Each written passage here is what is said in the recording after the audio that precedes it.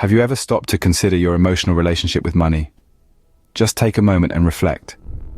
Money, you see, is not just a tangible entity or a mere transactional tool. It is, in fact, an emotional currency, a mirror reflecting our deepest fears, desires, and aspirations. Money has an uncanny ability to trigger a wide array of emotions. Fear, guilt, envy, and pride are often the most common. Fear of losing money can make us overly cautious, hindering our financial growth. Guilt, on the other hand, can make us overspend on others to seek validation or acceptance.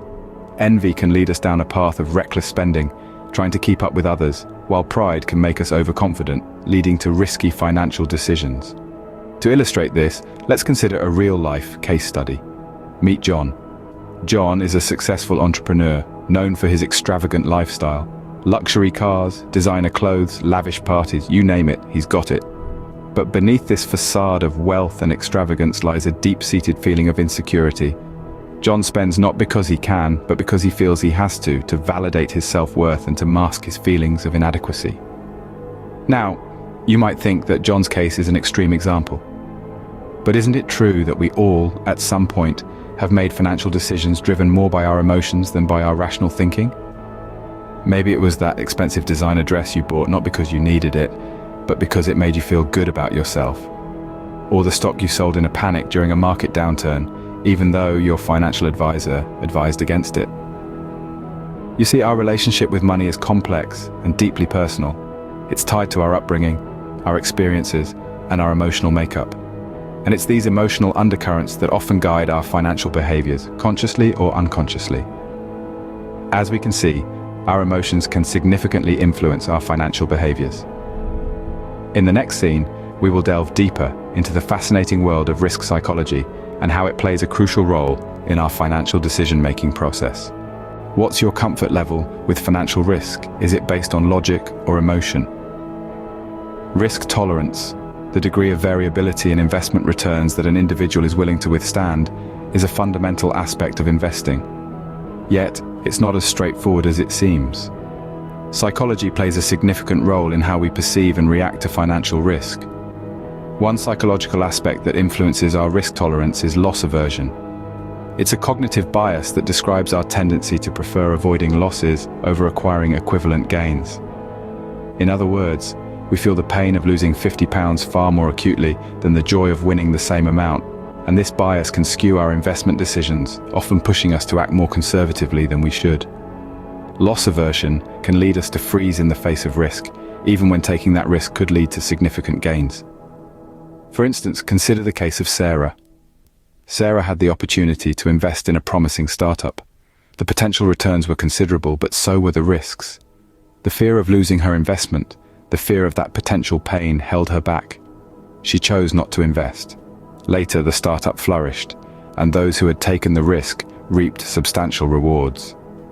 Sarah had missed out, her decision influenced more by emotion than by a balanced assessment of the risk and reward.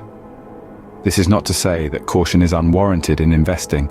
After all, recklessness can lead to ruin, but understanding the psychological factors at play, such as loss aversion, can help us better navigate our financial decisions. By recognizing our emotional reactions to risk, we can strive to strike a balance between fear and opportunity, between potential loss and potential gain.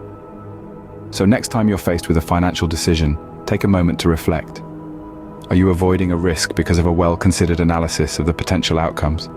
Or are you, like Sarah, being swayed by the emotional weight of potential loss? Understanding our emotional reactions to risk can help us make more balanced investment decisions. Scene script.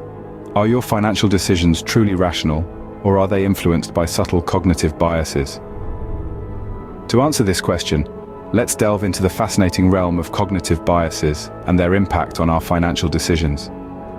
Cognitive biases are essentially mental shortcuts or patterns of thinking that can lead us astray from rational decision-making. They're like optical illusions of the mind that can trip us up in subtle and unexpected ways. Consider confirmation bias, one of the most common cognitive biases that affect our financial decisions.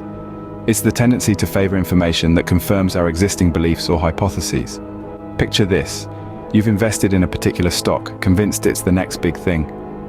Even as the stock begins to plummet, You hold on, focusing on that one positive news article amidst a sea of negative reports.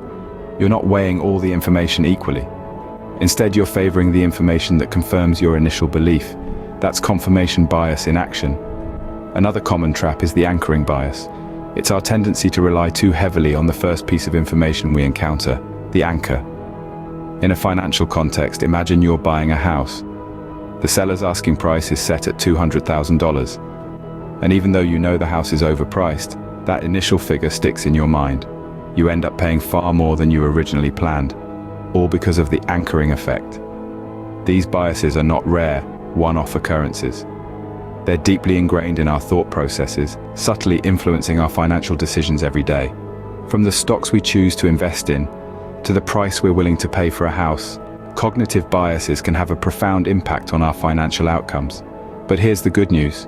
Once we're aware of these biases, we can start to challenge them. We can step back, reassess our decisions, and ensure we're not being led astray by these mental illusions. By recognizing and challenging our cognitive biases, we can make more rational, effective financial decisions. So, how can we better understand and control the emotional aspects of finance? Let's start with mindful spending. This practice involves considering every purchase, big or small, before we make it. By questioning our need and desire for each item, we can reduce impulsive purchases and save more. Next, regular financial check-ins are crucial.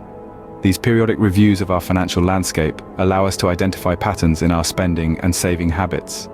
By acknowledging these patterns, we can make conscious efforts to improve upon our financial behaviors. Finally, seeking unbiased financial advice can be invaluable. Financial advisors and psychologists can provide fresh perspectives and insights into our financial behaviors.